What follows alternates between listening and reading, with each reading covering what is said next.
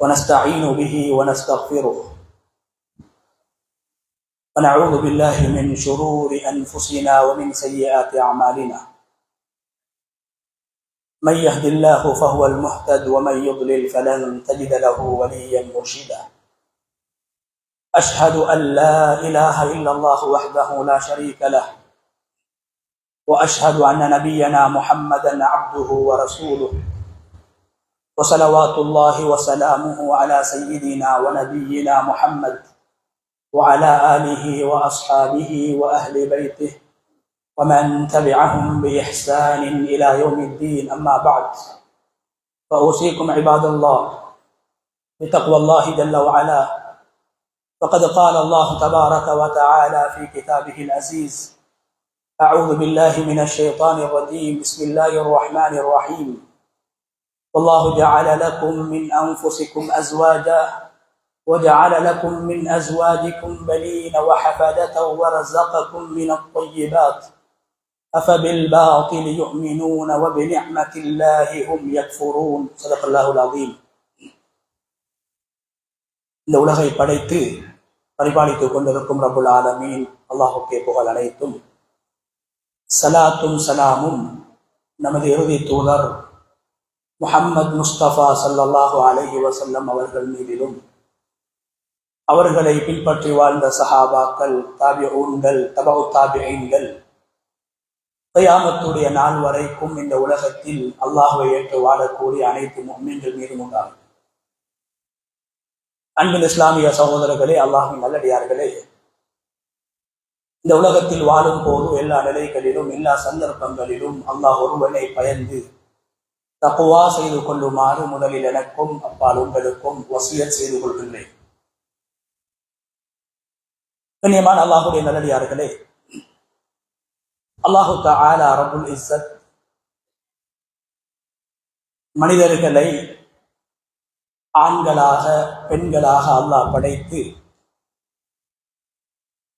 சுவர்க்கத்தில் ஆரம்பிக்கப்பட்ட மனிதனுடைய வாழ்க்கை ஆதம் ஹவ்வா என்ற குடும்பத்தின் மூலம் உருவாக்கப்பட்ட மனித வாழ்க்கை, சுவர்க்கத்தில் இருந்து அந்த வாழ்க்கை ஆரம்பிக்கப்பட்டது என்பதை குர்ஆன் நபிமார்களுடைய வரலாற்றை பேசுகின்ற போது பிரதானமாக பேசிக் கொண்டிருக்கிறது. ஆதம் அலைஹிஸ்ஸலாத்து வஸ்ஸலாம் அவர்களை அல்லாஹ் படைத்து, அந்த ஆதம் அலைஹிஸ்ஸலாத்து வஸ்ஸலாம் அவர்கள் ஒரு குடும்பமாக இணைய வேண்டும் என்பதற்காக சுவனலோகத்திலே அல்லாஹு தஆலா ஆதம் என்ற ஆணுக்கு ஹவ்வா என்ற பெண்ணை அல்லாஹ் துணையாக படைத்து இரண்டு பேர்களையும் கணவன் மனைவியாக சுவர்க்கத்தில் அல்லாஹ் வாழ வைத்தான்.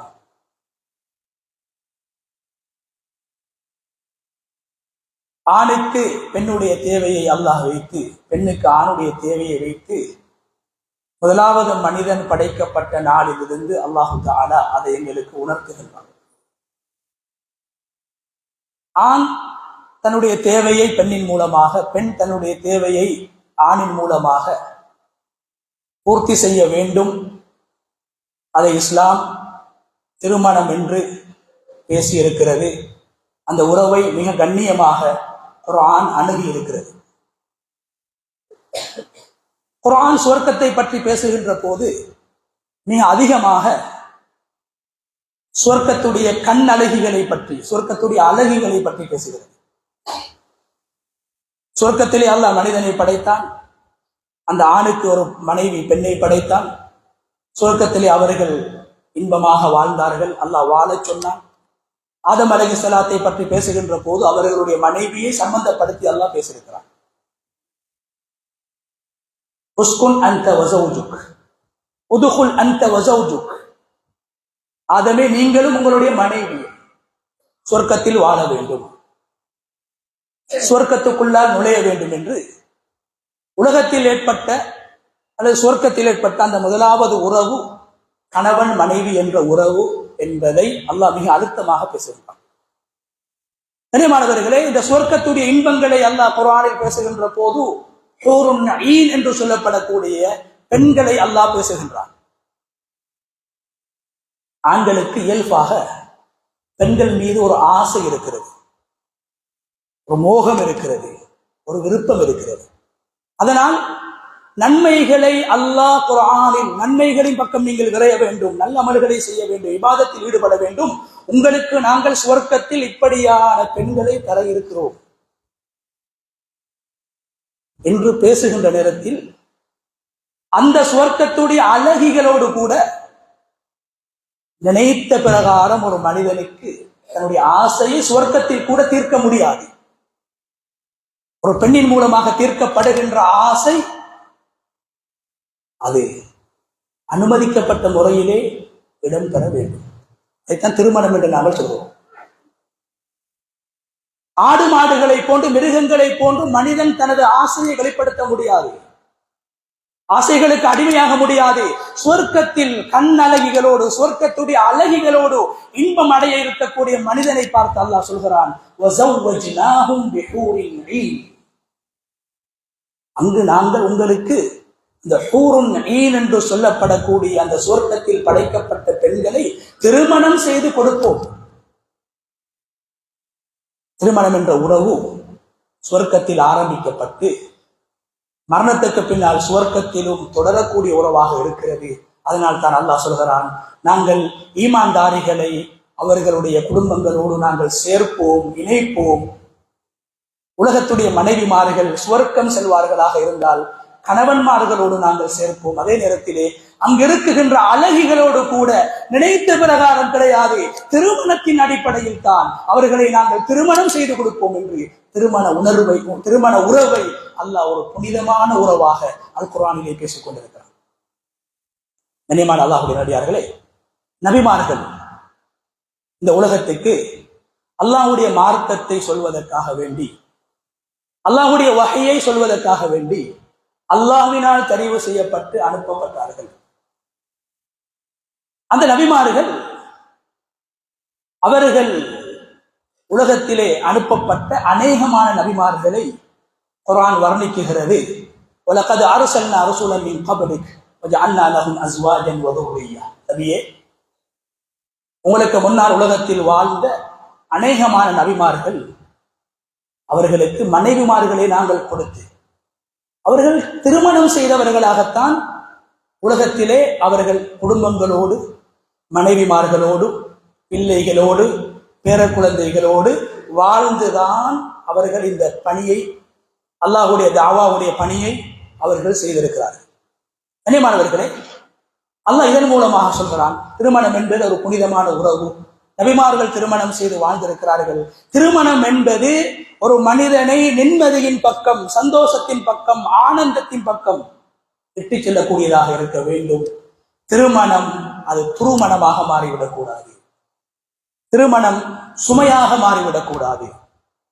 திருமணம் சாபமாக மாறிவிடக்கூடாது. திருமணம் டென்ஷனாக மாறிவிடக்கூடாது. திருமணத்தின் மூலமாக தஸ்குனு இலைஹா, மனைவியின் மூலம் உங்களுக்கு சந்தோஷம் கிடைக்க வேண்டும். நீங்கள் ஒதுங்கக்கூடிய இடம் உங்களுடைய வீடு. வீட்டை குர்ஆன் மசாக்கின் என்று சொல்கிறது. நிம்மதி பெறக்கூடிய இடமாக இருக்க வேண்டும், சந்தோஷம் ஏற்படக்கூடிய இடமாக வீடு இருக்க வேண்டும். நபி ஸல்லல்லாஹு அலைஹி வஸல்லம் அவர்களுடைய நுபுவத்துடைய ஆரம்பத்தை ஹதீஸிலே நாங்கள் பார்க்கின்ற போது, நுபுவத்துடைய ஆரம்பம் நபி ஸல்லல்லாஹு அலைஹி வஸல்லம் அவர்கள் ஒரு நபி என்று முதலாவது பிரபல்யம் அடைந்தது, மக்களுக்கு மத்தியில் அறிமுகமாகியது மனைவியின் மூலம். பயத்தோடு வருகிறார்கள், அச்சத்தோடு வருகிறார்கள், மன அழுத்தத்தோடு வருகிறார்கள், பயந்து கொண்டு வேகமாக வீட்டுக்கு வருகிறார்கள். வருகின்ற போது ஒரு மனைவி, அந்த மனைவியின் பேச்சு, அந்த மனைவியின் வார்த்தைகள், அந்த மனைவியின் அழகான அணுகுமுறை வரலாற்றிலே பதிவு செய்யப்பட்டிருக்கிறது. டென்ஷனோடு, அச்சத்தோடு, பயத்தோடு, மன அழுத்தத்தோடு வருகின்ற கணவனை அழகான வார்த்தையை சொல்லி கதீஜா அம்மையார் ரலியல்லாஹு அன்ஹா அவர்கள் ஆறுதல் சொன்னார்கள்.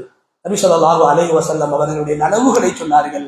நபி ஸல்லல்லாஹு அலைஹி வஸல்லம் அவர்கள் மன ரீதியாக அவர்களுக்கு ஏற்பட்ட அந்த அந்த அந்த அந்த நிலைமையை அழகான வார்த்தைகளை சொல்லி மாற்றினார்கள். இதைத்தான் குர்ஆன் சொல்கிறது, உங்களுடைய வீடு மஸ்கனாக இருக்க வேண்டும், உங்களுடைய மனைவியின் மூலம் உங்களுக்கு சந்தோஷம் கிடைக்க வேண்டும், உங்களுடைய திருமணத்தின் மூலம் உங்களுக்கு நிம்மதி கிடைக்க வேண்டும், சந்தோஷம் கிடைக்க வேண்டும். கண்ணியமான அல்லாஹ்வுடைய நல்லடியார்களே, அல்லாஹு தஆலா நபிமார்கள் திருமணம் செய்தவர்களாக நாங்கள் அவர்களை தெரிவு செய்திருக்கிறோம்.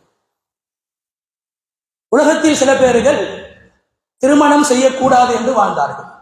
துறவரத்தை தெரிவு செய்து அல்லாஹ்வுடைய திருப்தியை நாங்கள் அடைய வேண்டுமாக இருந்தால், உலகத்திலே இந்த திருமணம் நாங்கள் செய்யக்கூடாது என்று வாழ்ந்த ஒரு சாரா குர்ஆன் அவர்களை பற்றி பேசுகிறது. திருமணத்தை அவர்கள் தங்களுக்கு ஹராமாக்கி கொண்டார்கள். காரணம் என்ன தெரியுமா? அவர்கள் திருமணம் நாம் செய்ய மாட்டோம் என்று சொன்னதற்கான காரணம், அவர்கள் புரிந்திருந்தார்கள் திருமணம் செய்தால் அல்லாஹ்வுக்கு கொடுக்க வேண்டிய நேரம் கொடுக்க முடியாது, தீனுக்கு செலவழிக்க வேண்டிய விடயங்கள் என்னுடைய நேரங்களை செலவழிக்க முடியாது, குடும்பம் என்று வந்துவிட்டால், மனைவி என்று வந்துவிட்டால் பொறுப்புகள் கூடிவிடும், அதனால் தீனுக்கு எங்களால் சேவையாற்ற முடியாது, தீனை பாதுகாக்க வேண்டும், அல்லாஹ்வுக்கு நேரம் கொடுக்க வேண்டும் என்பதற்காகத்தான் திருமணமே நாங்கள் செய்ய மாட்டோம் என்று உலகத்தில் ஒரு சாரார் வாழ்ந்தார்கள். அந்த காலகட்டத்தில் தான் அருமை நாயகம் ஸல்லல்லாஹு அலைஹி வஸல்லம் அவர்கள் 7 குழந்தையின் தந்தையாக, 7 பிள்ளைகளின் தந்தையாக, 11 மனைவிமார்களுக்கு கணவனாக அல்லாஹு தஆலா இறுதி தூதர் முஹம்மது ஸல்லல்லாஹு அலைஹி வஸல்லம் அவர்களை அல்லாஹ் தெரிவு செய்து காட்டுகிறான். திருமணம் என்பது உங்களுடைய மறுமை சம்பாத்தியத்துக்கு தடையானது கிடையாது.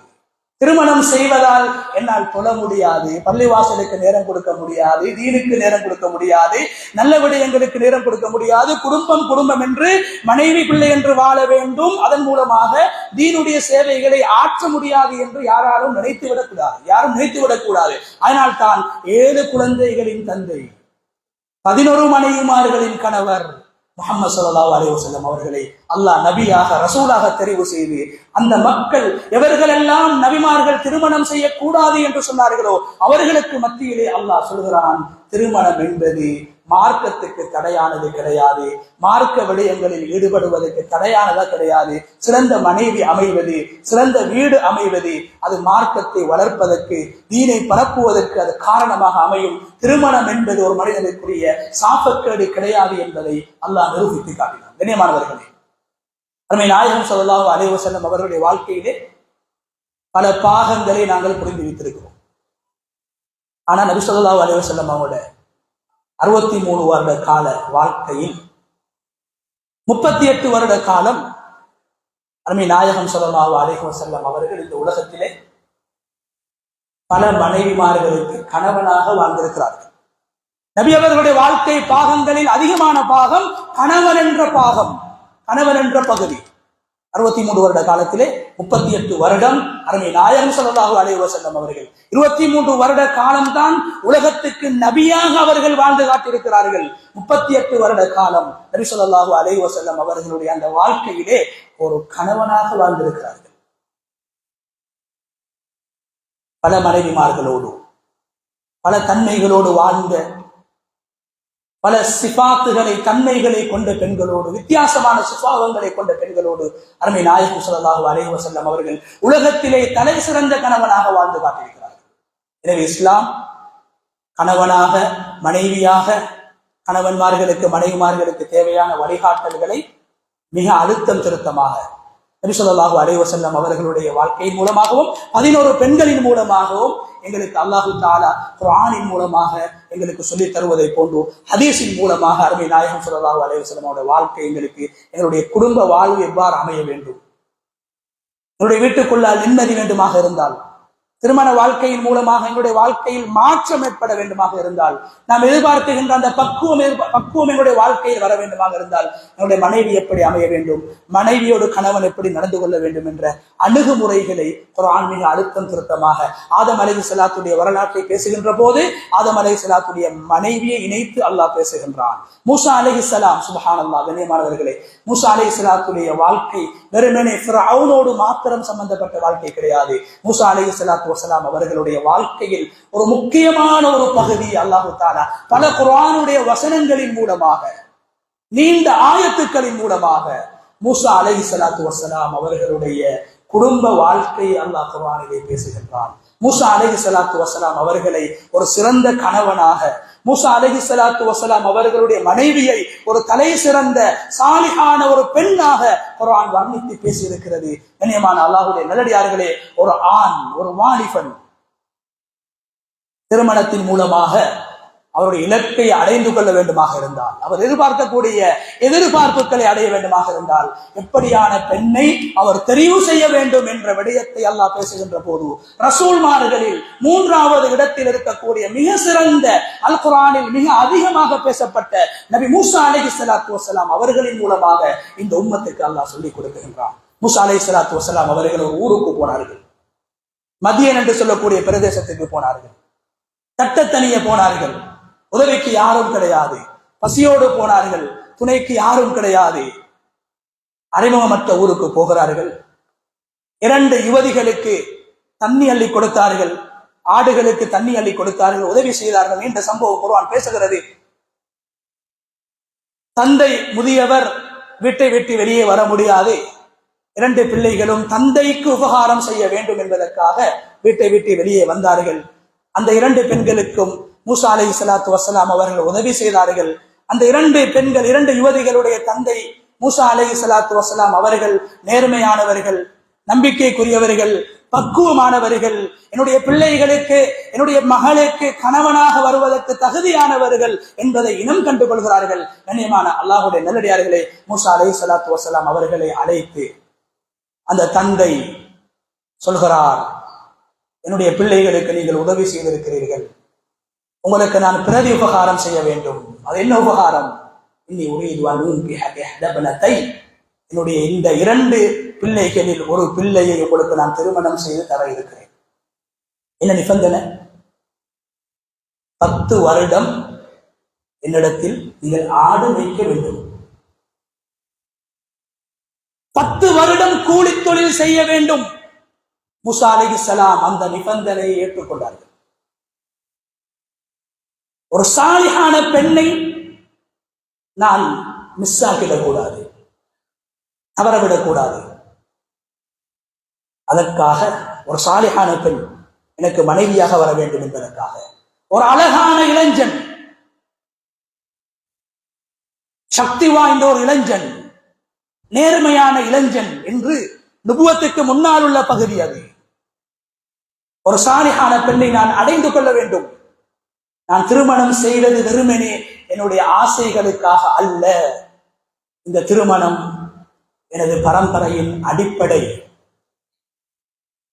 என் குடும்பத்தில் உருவாக்கம், இந்த சமூக வளர்ச்சிக்கும் சமூகத்துடைய சீர்திருத்தத்துக்கும் காரணமாக அமைய வேண்டும்.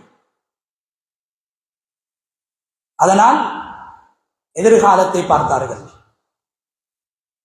என்னுடைய தீனுக்கு உதவியாக இருக்க வேண்டும், நல்ல விடயங்களுக்கு துணையாக இருக்க வேண்டும், என்னுடைய பிள்ளைகளுக்கு சிறந்த தாயாக அமைய வேண்டும். அதை கருத்தில் கொண்டு 10 வருடம் மூசா அலைஹிஸ்ஸலாம் ஒரு சாலிஹான பெண்ணுக்காக வேண்டி ஆடு வைத்திருக்கிறார்கள். அதே நேரத்தில் அதே ஒரு கணவன் எப்படி மனைவியை தெரிவு செய்ய வேண்டும், அதே நேரத்தில் மனைவியுடைய தரப்பு எப்படி கணவனை தெரிவு செய்யும், அதுவும் அந்த சூறாவிலே இருக்கிறது.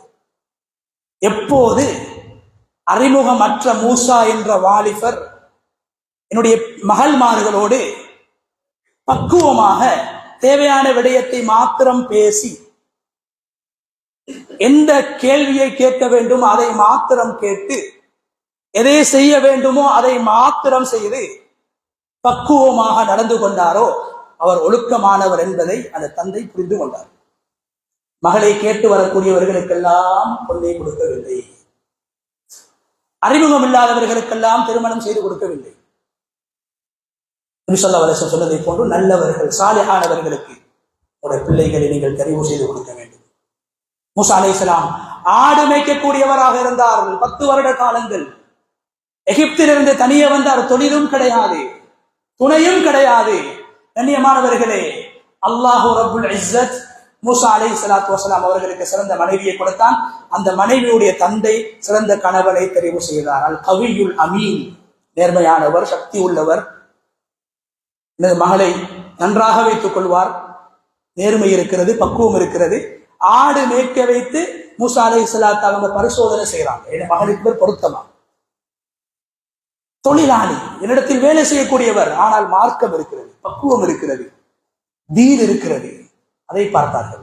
இப்போது தீனை அடிப்படையாக வைத்து, மார்க்க பற்றி அடிப்படையாக வைத்து, நல் மார்க்கத்துடைய சலாஹுத்தீன், மார்க்கத்தின் நலவுகளை அடிப்படையாக கொண்டு கணவன்மார்களுடைய பிள்ளைகளுக்கு எப்போது நாங்கள் சேர்த்து கொடுப்போமோ, இணைத்து கொடுப்போமோ, திருமணம் செய்து கொடுப்போமோ, அந்த நேரத்தில் அது குர்ஆன் எதிர்பார்க்கக்கூடிய மஸ்கனாக, நிம்மதி ஏற்படுத்தக்கூடிய வீடாக, குடும்பமாக அந்த குடும்பம் மாறிவிடும். கண்ணியமான அல்லாஹ்வுடைய நல்லடியார்கள், அதனால் தான் குர்ஆன் பல இடங்களில் இந்த கணவன் மனைவி என்ற உறவை ஒரு பரிசுத்தமான உறவாக, புனிதமான உறவாக பேசுகிறது.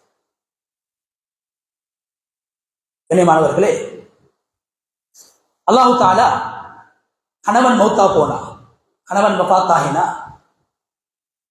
இத்தா என்ற ஒரு சட்டத்தை குர்ஆனில் அல்லாஹ் பேசுகிறான்.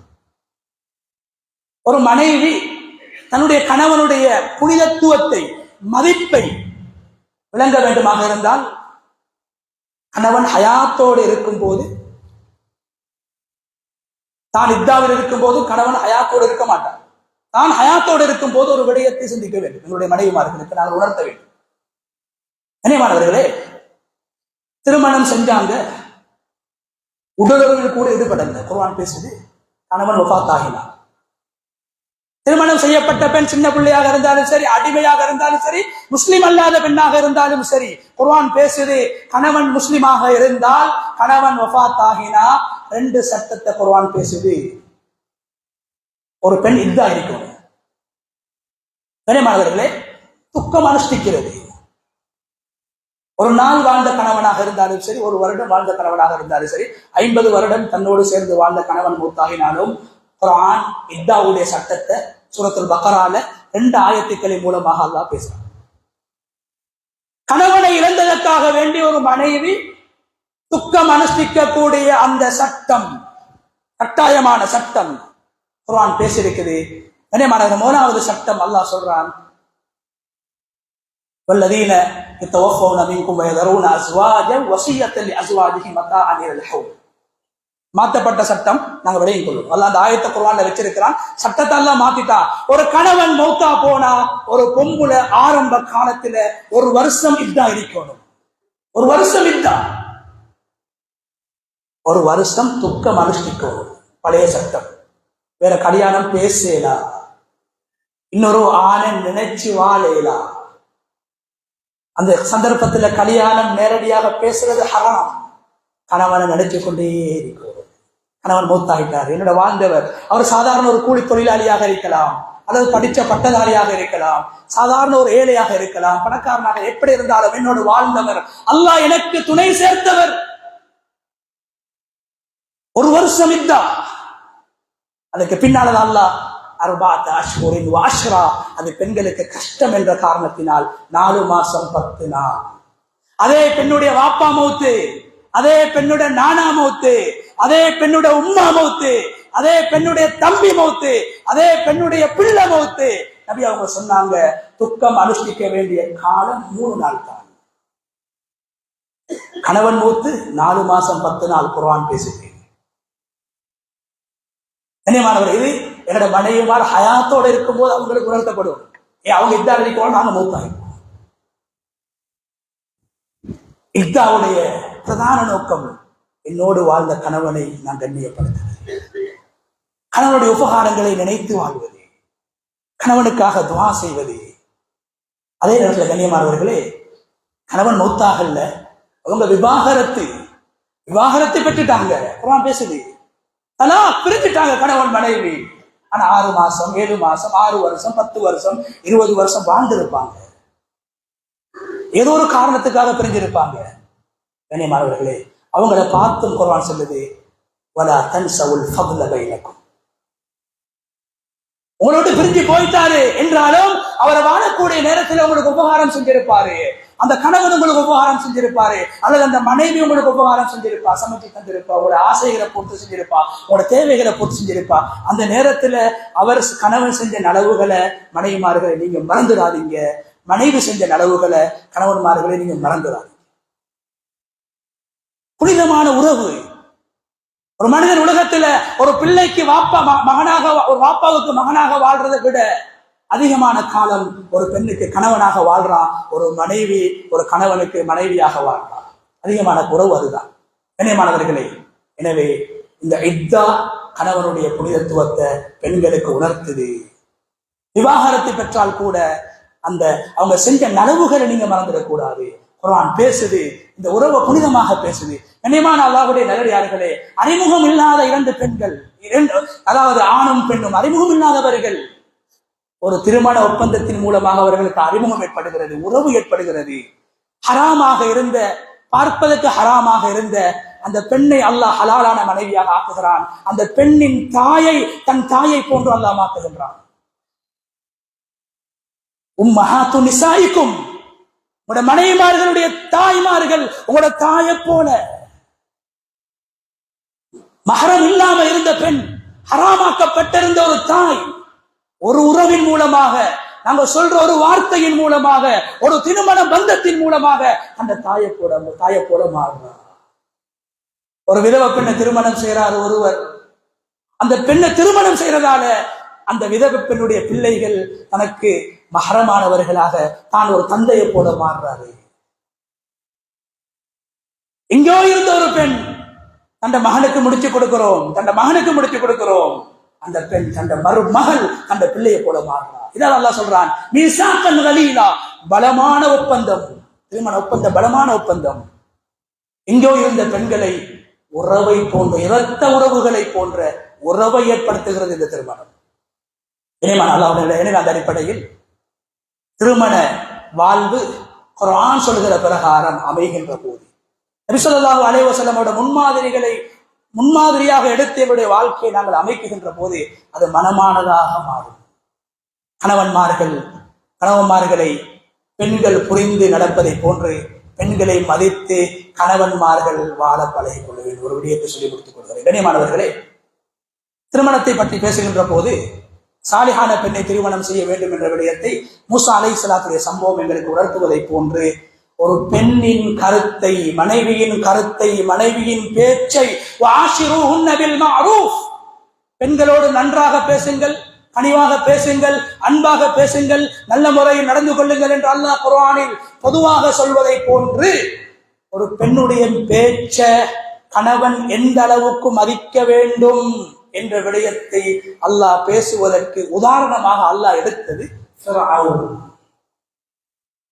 ஒரு கணவன் மனைவி எப்படி தெரிவு செய்யணும் என்ற விஷயத்துக்கு அல்லாஹ் பேசியிருக்கிறான். மூசா அலைஹிஸ்ஸலாத்த ஒரு பெண்ணை மனைவி என்ற காரணத்தினால் மாத்திரம் மதித்த ஒரு கணவனுக்கு அல்லாஹ் உதாரணமாக பேசியிருப்பது ஃபிர்அவுன்.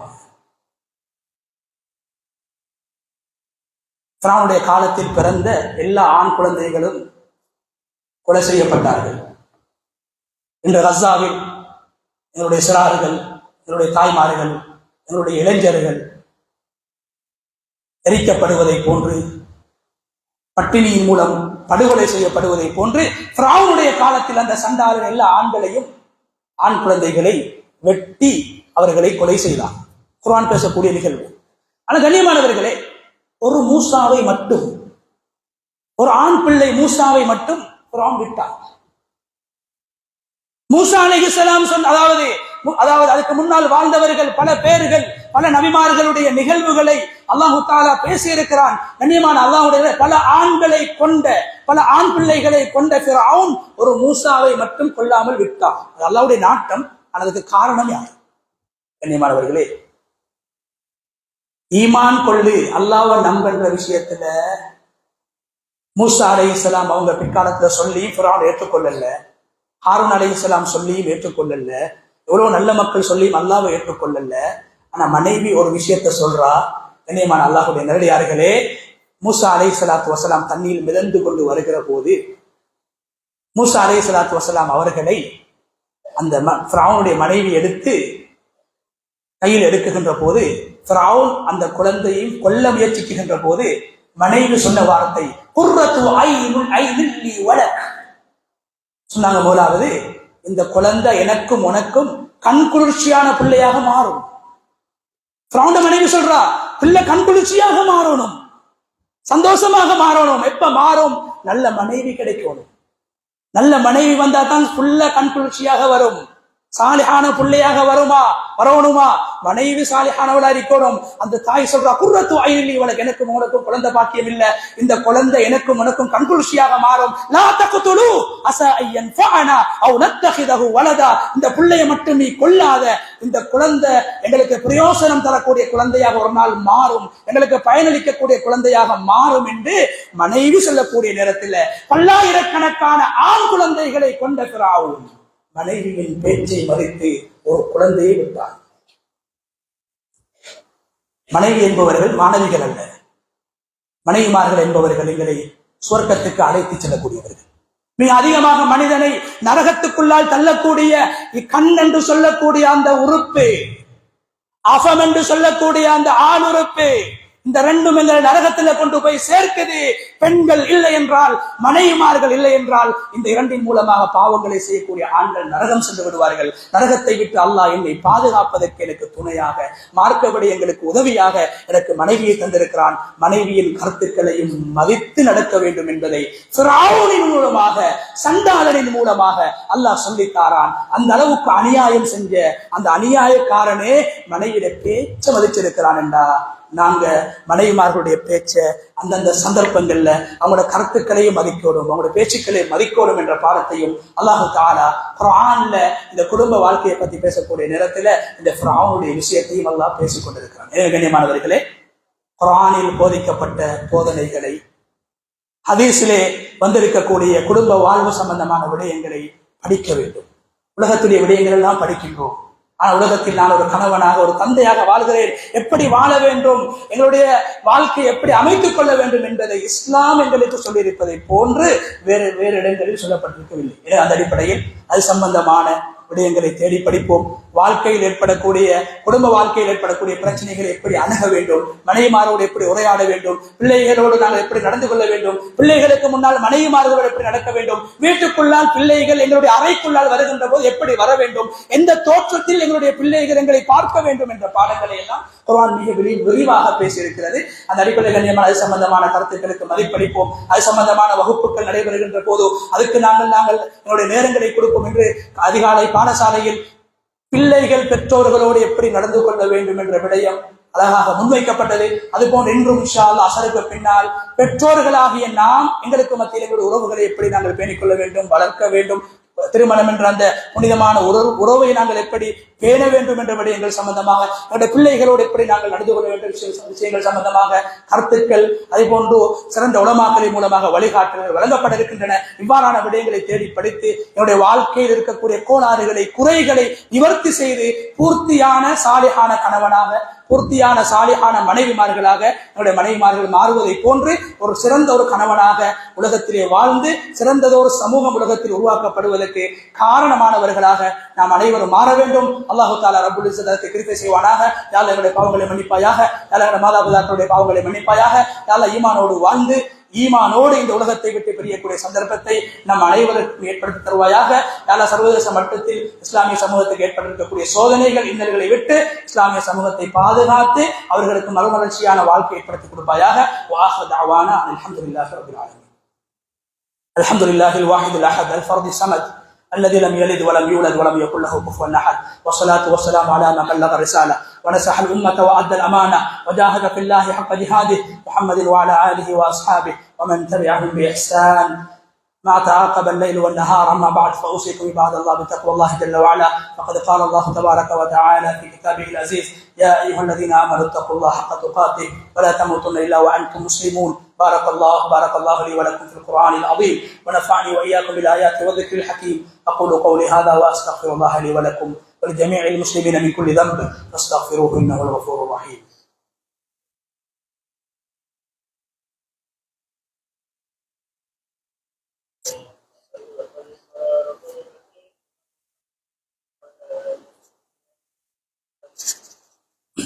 الحمد لله الواحد القهار الرحيم الغفار، أحمده تعالى على فضله المدرار، وأشكره على نعمه الغزار. أشهد أن لا إله إلا الله وحده لا شريك له العزيز الجبار، وأشهد أن نبينا محمدا عبده ورسوله المصطفى المختار، صلى الله وسلم وبارك على نبينا محمد وعلى آله الأطهار وإخوانه الأبرار وأصحابه الأخيار ومن تبعهم بإحسان ما تعاقب الليل والنهار. أما بعد، فأوصيكم عباد الله بتقوى الله جل وعلا، فإنها العدة في الشدة والرخاء، والذخيرة في السراء والضراء، كاشفة الغموم ومذهبة الهموم وجالبة الأرزاق وميسرة الأمور بإذن الله العزيز الغفور. ألا وصلوا وسلموا رحمكم الله على النبي المختار كما أمركم بذلك العزيز الغفار، فقال عز من قائل: إن الله وملائكته يصلون على النبي يا أيها الذين آمنوا صلوا عليه وسلموا تسليما.